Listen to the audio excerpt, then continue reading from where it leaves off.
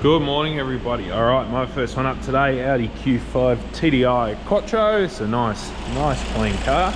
And this thing is in with DPF lights or warning lights. It's come from another shop on recommendation. They can't get the boats clear apparently.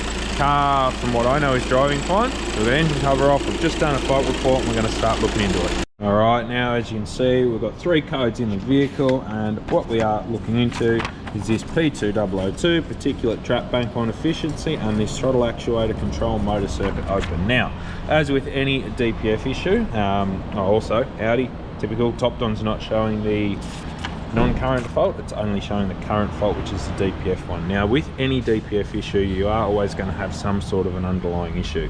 Now this throttle actuator fault may well cause it to drop out of regen, so we're going to look into all our DPF data, pressures, temperatures, log it on the road and see what's going on. Alright, now we are at 78 millibars, so that is too high. Alright, so running through this, as we can see, first thing, our calculated soot is at 13 grams. Now that is calculated, that is not exact, so never work off that. Our distance since last regen is about 100k, not too bad, doesn't mean it's the last past regen though. Measured soot 6 grams. Pressure is what I want to look at, so we're at about 15 HPA at idle. See if we can pull up millibar, so 14 millibar at idle, which is a little bit too high. And then if we get this thing up to 2,500 RPM, let's see what we're at.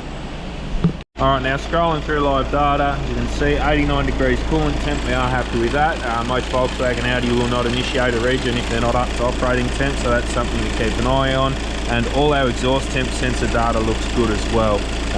A lot of these are dead PIDs too, so 5, 6, 7, etc. are all dead data PIDs. So from here, we're going to look into our throttle actuator code. We're also going to log this on the road to see what that DPF pressure looks like. Alright, so adaptions, data resets to be done. Now the throttle valve does function and actuate. There was a bit of carbon in there though, so we've cleaned all that out and readapted, and that seems okay. Oil level's good, filters are good. On the road with everything adapted and cleared, everything looks good. All our temperatures are good, exhaust temps, pressures are slightly high. So what we're going to do is we are going to get a stage 1 cleaning this. We're going to get it back to the customer, get it on the road and see how it handles itself naturally. So at this stage all looks well.